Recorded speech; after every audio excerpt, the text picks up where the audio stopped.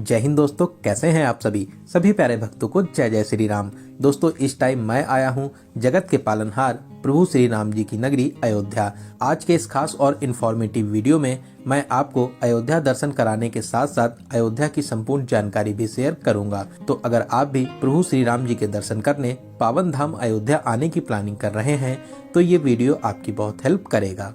इस वीडियो में हम लोग बात करेंगे आप यहाँ तक कैसे पहुँचेंगे, यहाँ पर आपको होटल या धर्मशाला कहाँ पर लेना चाहिए और इनके क्या रेट्स रहते हैं, अयोध्या में दर्शन करने का सही तरीका क्या है और यहाँ पर कौन कौन से प्रमुख मंदिर और स्थान हैं, यहाँ पर खाने पीने की कैसी व्यवस्था है और वीडियो के लास्ट में बात करेंगे संपूर्ण बजट की। तो अयोध्या दर्शन की A to Z complete information के लिए वीडियो को बिना स्किप किए एक बार पूरा जरूर देखें। स्टेप बाय स्टेप आपको हर एक जानकारी मिलेगी। तो चलिए आज मेरे साथ घूमिए नव्य, दिव्य और भव्य अयोध्या में। दोस्तों, कमेंट बॉक्स में जय श्री राम जरूर लिखें। दोस्तों, हमारी संस्कृति और सभ्यता में अयोध्या हमेशा ही पूजनीय रही है और आज तो अयोध्या एक नए स्वरूप में आपको देखने को मिलेगी। लगभग 550 वर्षों के इंतजार के बाद में प्रभु श्री राम जी का भव्य और दिव्य मंदिर बन चुका है। देश ही नहीं विदेशों से भी लाखों भक्त प्रभु श्री राम जी के दर्शन करने अयोध्या आ रहे हैं। इस टाइम अयोध्या को नई दुल्हन की तरह सजाया गया है। यहाँ के दिव्य नज़ारे और भव्य स्वरूप आपको भक्ति में सराबोर कर देंगे।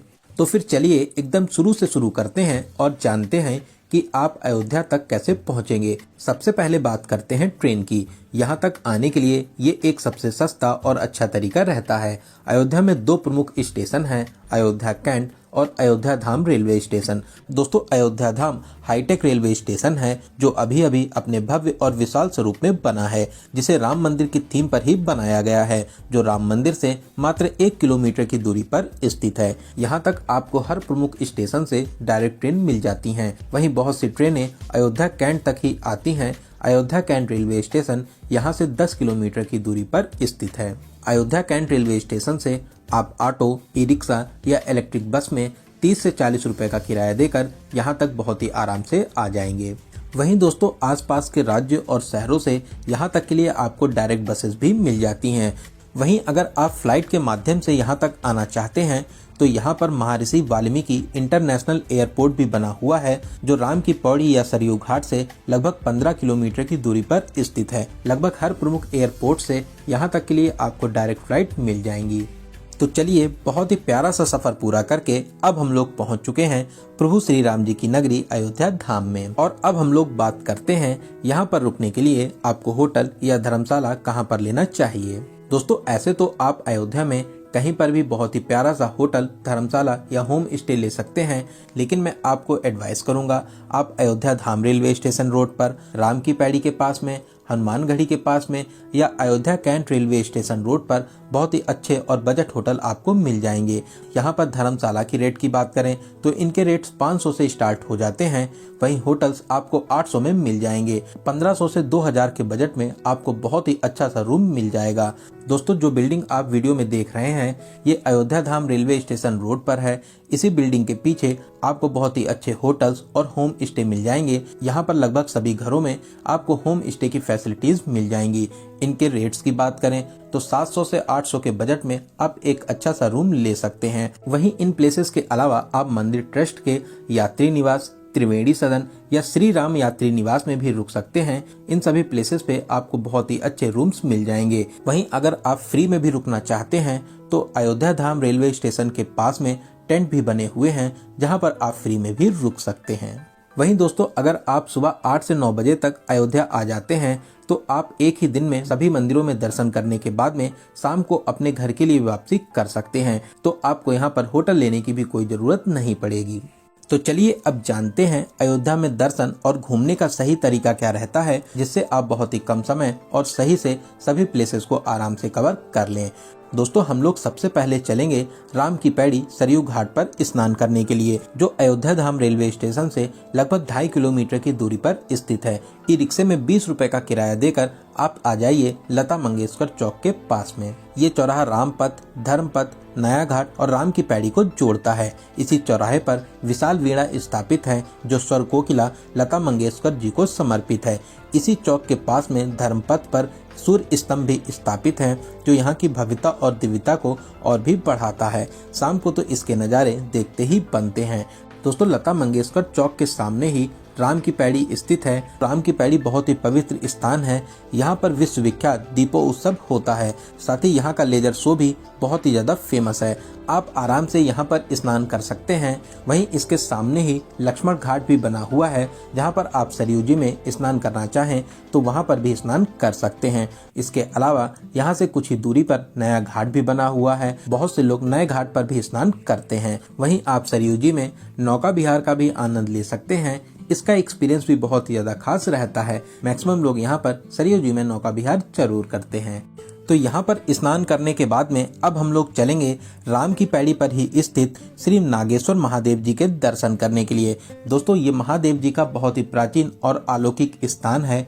ऐसी मान्यता है सरयू जी में स्नान करने के बाद में यहाँ पर दर्शन करने से आपकी सभी मनोकामनाएं पूरी होती हैं। बहुत ही प्यारा और भव्य मंदिर बना हुआ है। आप यहाँ पर दर्शन करने जरूर आइए। यहाँ पर दर्शन करने के बाद में आप फिर से लता मंगेशकर चौक के पास में आ जाइए। फिर यहाँ से ई रिक्शे में 20 रुपए का किराया देकर अब हम लोग चलेंगे हनुमानगढ़ी।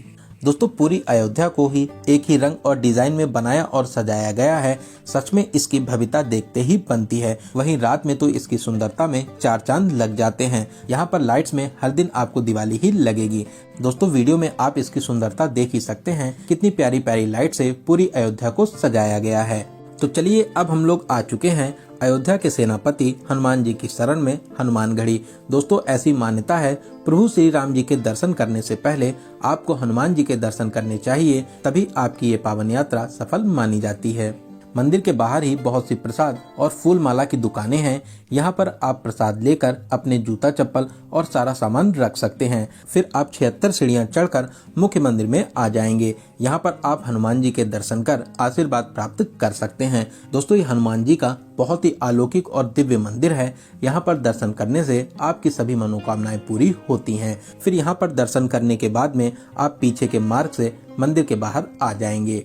दोस्तों, हनुमानगढ़ी में हनुमान जी के दर्शन करने के बाद में अब हम लोग चलेंगे यहाँ के राजा प्रभु श्री राम जी के दर्शन करने, जो अपने भव्य और नए मंदिर में बहुत ही अद्भुत शैली में विराजमान हैं। सामने आप जो रास्ता देख रहे हैं, ये रास्ता दशरथ महल होते हुए राम मंदिर तक जाता है। वहीं आप अगर चाहें तो फिर से राम पथ पर आकर राम मंदिर के मुख्य द्वार से, जिसे सिंह द्वार कहते हैं, इससे भी एंट्री कर सकते हैं। लेकिन दशरथ महल वाला रास्ता कम दूरी का है, तो अब हम लोग इसी रास्ते से दशरथ महल फिर अमावा राम मंदिर होते हुए राम मंदिर जन्मभूमि एंट्री पॉइंट पर पहुंच जाएंगे।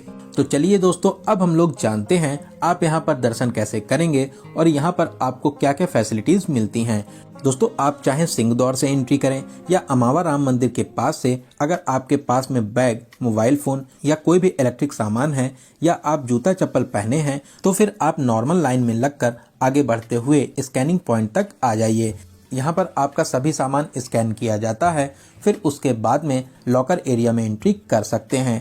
वहीं दोस्तों, अगर आपके पास में कोई भी सामान नहीं है, साथ ही साथ आप जूता चप्पल भी पहने नहीं हैं, तो आप फास्ट ट्रैक लेन में एंट्री कर सकते हैं। जो आप भगवा कलर की लाइन देख रहे हैं, यही फास्ट ट्रैक लेन है। आप इसमें एंट्री कर डायरेक्ट मंदिर में एंट्री कर सकते हैं। दोस्तों, आपको यहाँ पर बहुत ही वीआईपी और अच्छी फैसिलिटीज देखने को मिलेंगी। सभी फैसिलिटीज आपको फ्री में मिलती हैं। जगह जगह पर पीने के लिए पानी आपको मिल जाएगा। साथ ही साथ टॉयलेट्स की भी बहुत ही अच्छी व्यवस्था आपको यहाँ पर मिलती है। पूरे ही रास्ते रोड पर मैट्स बिछी हुई हैं। आपको चलने में जरा से भी प्रॉब्लम नहीं होगी। दोस्तों, सच में बहुत ही अच्छी व्यवस्था यहाँ पर की गई है। तो दोस्तों, हम लोग आ चुके थे लॉकर एरिया के पास में। यहाँ पर जूता चप्पल काउंटर बने हुए हैं। आप यहाँ पर अपने जूता चप्पल जमा कर टोकन ले लीजिए। फिर आप लाइन में लगकर लॉकर में अपना सारा सामान जमा कर दीजिए। आपके सामान की रसीद और चाबी आपको दी जाती है। तो सारा सामान जमा करने के बाद में अब हम लोग चलेंगे प्रभु श्री राम जी के दर्शन करने। लाइन में लगकर आगे बढ़ते हुए अब हम लोग मंदिर प्रांगण में आ जाएंगे। दोस्तों, मंदिर की दिव्यता और भव्यता देखकर आप दंग रह जाएंगे। सच में बहुत ही प्यारा और अलौकिक मंदिर बना है, जिसकी खूबसूरती और दिव्यता मैं शब्दों में बयान नहीं कर सकता।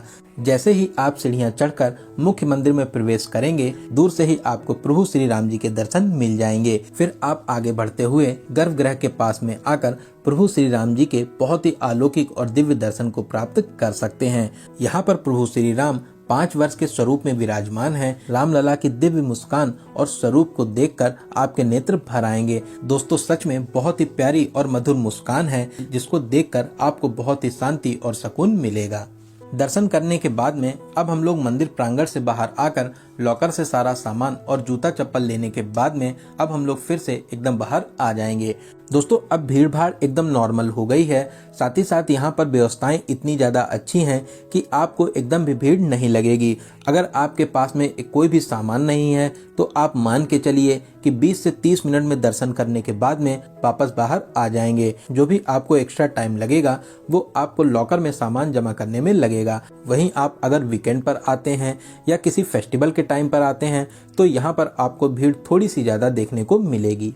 दोस्तों अगर आप शाम को यहाँ पर दर्शन करने आते हैं तो लाइट्स में तो यहाँ की खूबसूरती के क्या कहने, लाइट्स में इसकी खूबसूरती में 4 चांद लग जाते हैं।